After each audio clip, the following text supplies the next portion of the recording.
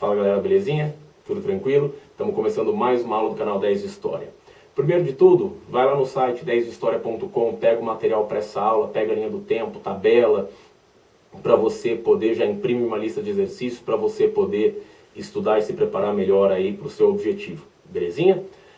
Essa aula é sobre República no Brasil. Primeira aula de República no Brasil. Portanto, governo do Deodoro da Fonseca e depois Floriano Peixoto. Repara, nenhum dos dois foi eleito pelo povo diretamente. O Deodoro, primeiro presidente, assumiu o governo depois da Revolução, depois da proclamação da República, renunciou e o Floriano Peixoto, seu vice-presidente, assumiu o governo então no seu lugar. Lembra? Floriano devia convocar eleições, mas não as convoca, né? Isso causa uma revolução lá no Rio Grande do Sul, isso causa manifestações por parte da Marinha, né? Revolta da Armada, segunda revolta da Armada já. Então, um período bastante tumultuado. Mas esse período, República da Espada, olha só a linha do tempo, 1889 a 1894, consolida a República, né? Aos trancos e barrancos, mas a gente consolida a República no Brasil, tá? Olha aqui, né? Primeiro o Deodoro da Fonseca, que tem durante o governo dele o encilhamento, tem a primeira revolta da Armada, tem durante o governo do Deodoro da Fonseca, a gente também tem a primeira Constituição, um novo papel para o Exército, uma nova bandeira, né? Então tem aí na linha do tempo para você as informações, pega lá no 10historia.com. E o governo do Floriano, a gente também tem a revolta da Armada, mas a segunda revolta da Armada, tem a revolução lá no Rio Grande do Sul, Revolução Federalista, né? Além de alguns outros teminhas que a gente vai falar. Beleza? Bom, são os consolidadores. Primeira Constituição, novo papel para o Exército, mas o Brasil mantém as mesmas ou mantém muitas das características que a gente tinha no tempo da monarquia, especialmente no que diz respeito à estrutura agrária, à exclusão social e à participação política. Ah, mas Vitor, mudou bastante, porque agora o voto é direto e qualquer um pode votar. Não, não é qualquer um. A gente vai ver na Constituição. Não é qualquer um. Os analfabetos não votam. O problema é que a imensa maioria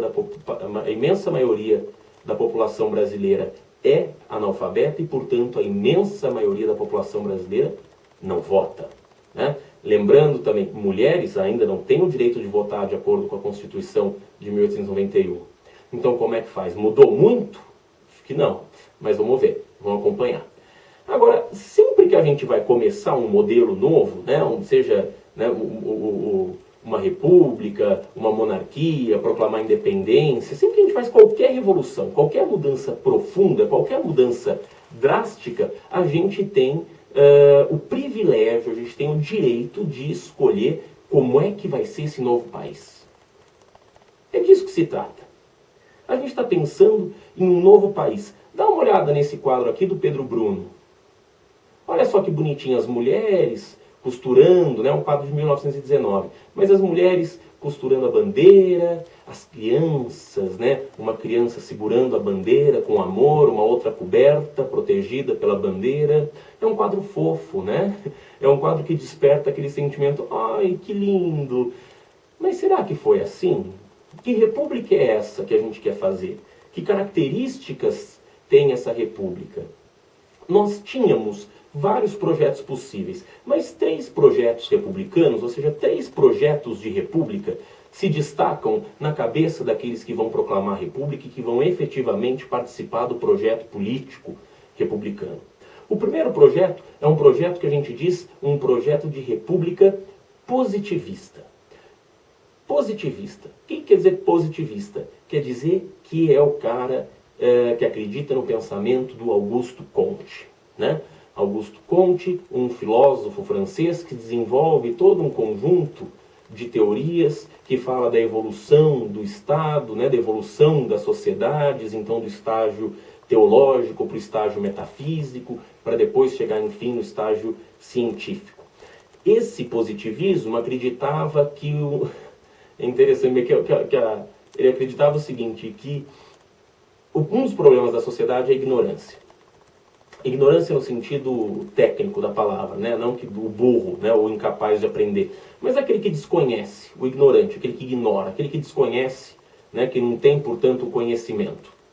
O problema do mundo, o problema das sociedades é que essa ignorância é muito grande. Não é todo mundo que é ilustrado, não é todo mundo que é científico, não é todo mundo que tem uma educação formal boa o suficiente. Então, para o Augusto Comte, você deve eliminar essa população das decisões que governam essa sociedade. Quer dizer, se o cara não tem um pensamento científico, se o cara não tem um pensamento acadêmico, né, técnico, vamos chamar assim, esse cara não deve participar da política. Porque a maioria da população é ignorante. Então, se você deixa todo mundo votar, olha que problema que você tem. Como a população ignorante é maior do que a população esclarecida, a população científica, os mais preparados, os mais inteligentes vão ser governados pelos menos preparados, pelos menos inteligentes. É claro que isso é um pensamento absolutamente antidemocrático. Mas esse é um pensamento que o exército adorava, porque no entender do exército, você deve ter uma hierarquia muito forte. E lá no alto da hierarquia você coloca a pessoa tida como mais bem preparada, tida como mais inteligente, tida como mais capaz. Então, você atribui o poder a uma pessoa e os outros a seguem. Olha só que interessante esse pensamento, não é? Agora, a gente sabe que isso é problemático. Porque eu não posso excluir as pessoas de tomar as decisões. E, ademais, eu preciso melhorar a condição de vida das pessoas. Eu preciso tomar medidas, né, que façam com que as pessoas sejam mais esclarecidas. Está entendendo? Então, esse pensamento do Augusto Comte é um pensamento que hoje a gente trata com muito problema, né? A gente vê com muito problema, especialmente por ser discriminatório, por ser antidemocrático, mas era um pensamento muito valorizado pelo Exército. Um dos lemas do Augusto Comte era justamente esse: ordem, amor e progresso. Ordem e progresso. Nós temos na bandeira. Veja como esse pensamento era tão forte que, ao proclamarmos a República, os nossos dois primeiros presidentes são militares, por isso República da Espada, não é?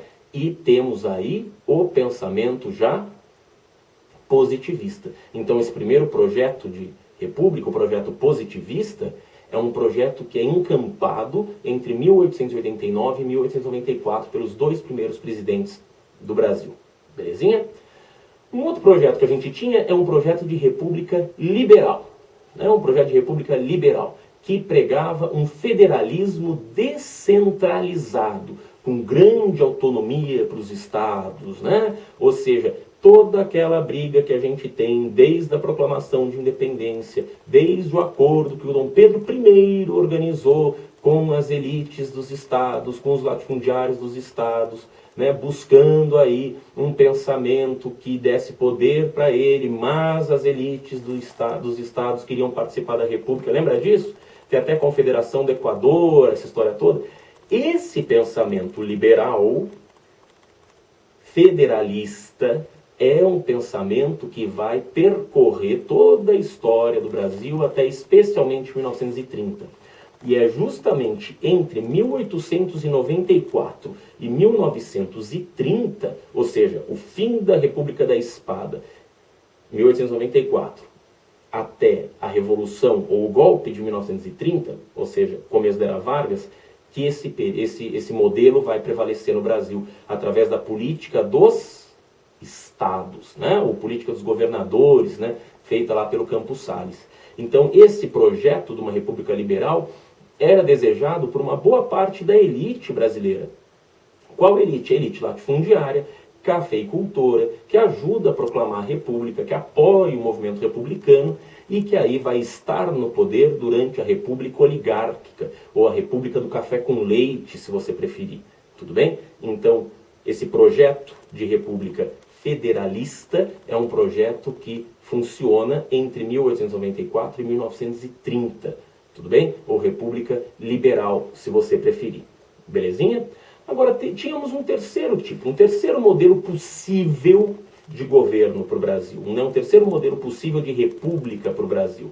Porque se a república liberal era uma república desejada pelos latifundiários, A República Jacobina era uma república desejada pela população urbana, especialmente pela classe média, que não é rica o suficiente como latifundiário, mas que não é pobre o suficiente para ser pouco educada no sentido formal, ter pouco acesso à informação, né, incapaz de sistematizar aí alguns preceitos políticos.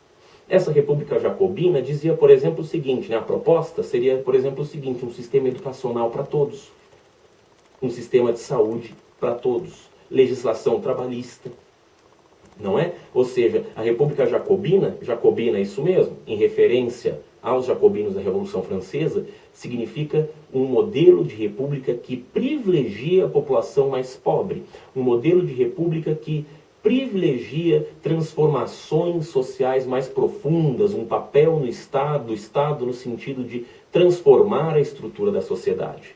Tudo bem? A gente sabe que a República Liberal ou a República Federalista, né, não vai contemplar esse projeto. Nós temos pouquíssimas transformações, especialmente de reforma agrária, especialmente no que diz respeito ao papel do Estado na relação com a saúde, na relação com o sistema educacional, né? A República Liberal, ela não vai promover essas transformações sociais, ao contrário, ela perpetua essa estrutura. E a República Positivista não fica durante tempo suficiente no Brasil para promover determinadas transformações, e talvez se ficasse muito tempo, talvez não as tivesse feito, assim como a República Liberal não fez. Mas, Vitor, quando foi posta em prática a República Jacobina? Porque a República Liberal esteve lá entre 1894 e 1930. A República Positivista entre 1889 e 1894. Querido, nunca a República Jacobina aconteceu. Quer dizer, a gente nunca vai ter um governo popular o suficiente disposto a mudar profundamente a estrutura agrária, a se comprometer profundamente com um projeto de educação pública de qualidade para todo mundo. Nunca vamos ter um governo, né, um projeto de governo que efetivamente tenha os serviços públicos extremamente eficientes, com transporte, saúde, educação e essas coisas. Belezinha? Esses daqui são só os modelos possíveis de república que a gente tinha. No próximo vídeo, a gente vai discutir exatamente o que aconteceu na República da Espada. Como é que foi essa república positivista? Belezinha? Clica lá que a gente continua a aula. Abraço, até mais.